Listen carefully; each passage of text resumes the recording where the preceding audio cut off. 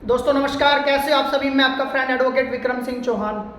और दोस्तों हमारे चैनल पे आपको मिलती हैं लीगल अवेयरनेस से रिलेटेड वीडियो आसान और बिल्कुल सिंपल भाषा में। तो अगर आप पहली बार हमारे चैनल पे आए तो प्लीज़ चैनल को लाइक और सब्सक्राइब कर दीजिए।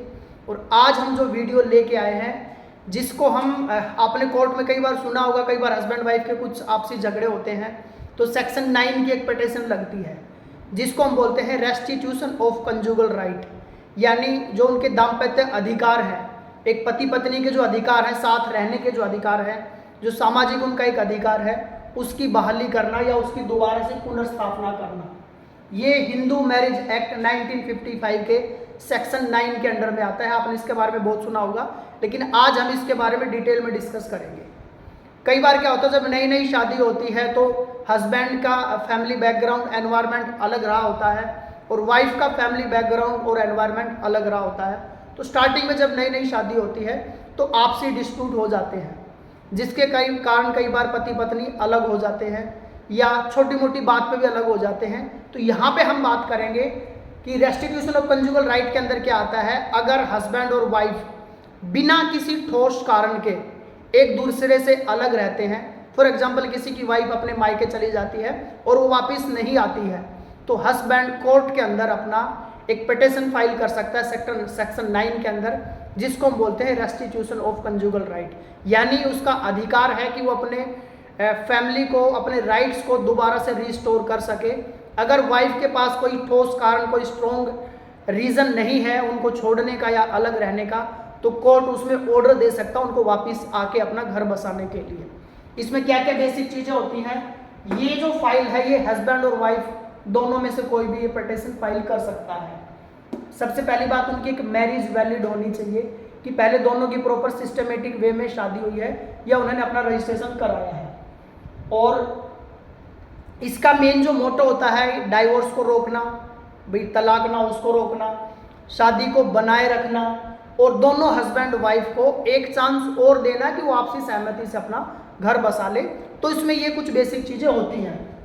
प्रोसेस कैसे होती है, सबसे पहले आपको एक पिटीशन फाइल करनी होती है, जिसमें सबसे पहले आप अपनी पूरी डिटेल डालते हैं कि शादी कब हुई है, कब से दोनों हस्बैंड और वाइफ अलग रह रहे हैं, क्या कारण था, मतलब कि दोनों के अंदर कुछ आपसे डिस्प्यूट, सामने वाला क्या रीज़न दे रहा है और आपका पक्ष क्या है उसको वापस लाने में, घर बसाने में। भी हो सकता बच्चे भी हों, उनके फ्यूचर के लिए कुछ प्लानिंग हो, या आप लोग आपसी क्या ऐसी बॉन्डिंग है जिसके कारण आप उसको वापस लाना चाहिए।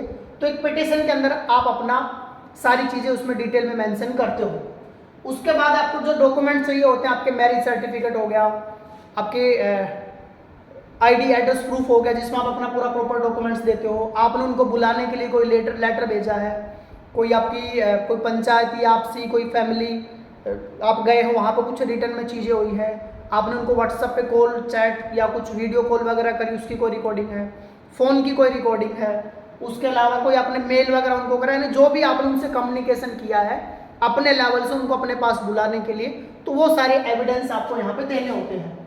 उसके बाद आपका जो भी नियर बाई फैमिली कोर्ट होता है उसमें आपकी पिटीशन फाइल हो जाती है, सामने वाली पार्टी को नोटिस हो जाते हैं, सामने वाली पार्टी उसके बाद अपना रिप्लाई देती है। उसके बाद कोर्ट दोनों पक्ष को सुनता है, प्रॉपर एविडेंस देखता है कि क्या सच में ही कोई ठोस कारण नहीं है उनके पास अलग रहने का, तो उसके बिहाफ पे फिर कोर्ट जो अपना ऑर्डर देता है। और अगर कोर्ट को लगता है कि विदाउट किसी स्ट्रॉन्ग रीजन के हस्बैंड या वाइफ अलग रह रहे हैं, तो वो ऑर्डर देके उनको वापस बुला सकते हैं।